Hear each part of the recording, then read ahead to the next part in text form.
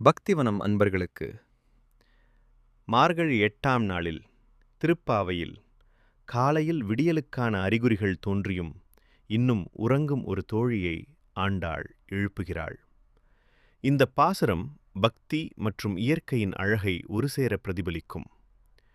கீழ் வானம் வெள்ளென்று எருமை சிறுவீடு மேய்வான் என்று தொடங்குவதன் பொருள், கீழ் வானம் வெளுக்கத் தொடங்கிவிட்டது. எருமைகள் பனிப்புல்லை மேய்வதற்காக வயல்வெளிக்குச் சென்றுவிட்டன.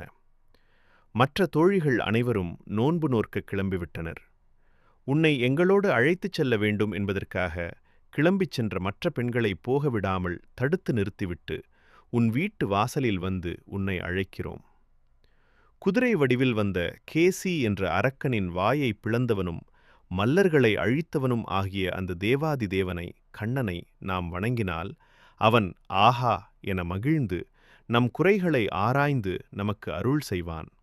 எனவே பாவையே, எழுந்து வா என்று எழுப்புகிறாள்.